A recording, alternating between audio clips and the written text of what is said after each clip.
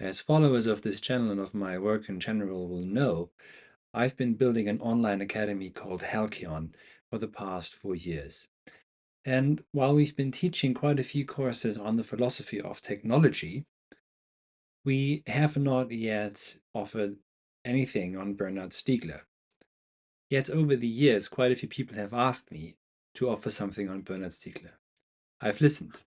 And so now with our new course, Spiritual Cybernetics, which will be taught by Dr. Ryan Hacker, will actually also include one lecture on Bernard Stiegler, and specifically on his work on technology, techniques, and time. The enrollment for the course is now open. It actually starts this Sunday. You can enroll via the link in the description of this video. Now let me get to the important point. Following in the footsteps of Ernst Jünger, it seems, Bernard Stiegler also tends to see technology in its mythic dimension. Relating back to the myth of Prometheus, Stiegler proposes the following.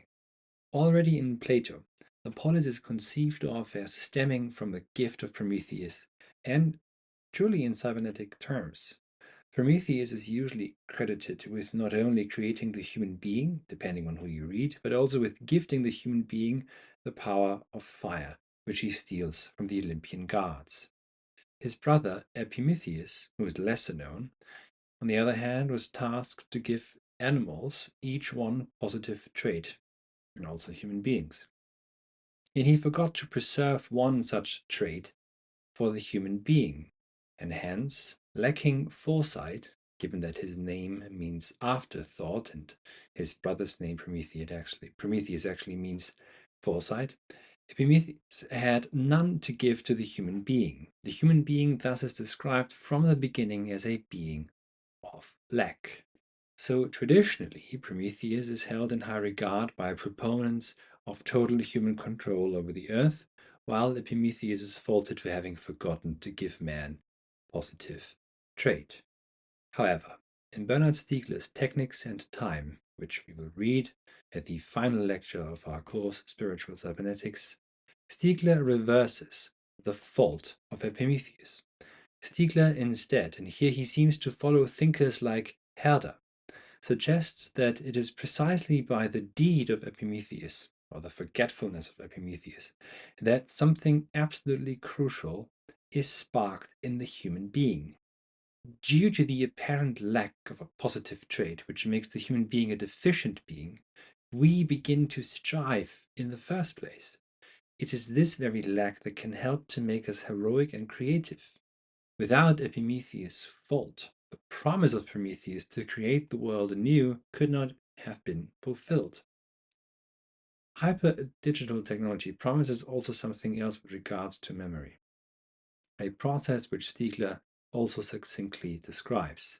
Stiegler speaks of tertiary retention or memorizing with regards to computers.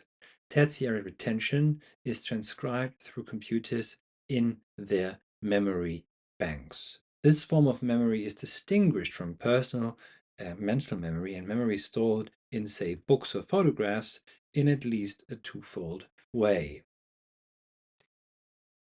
First, it allows for the externalization of what has happened, and it does so second, in a way that is both automated and inexhaustible.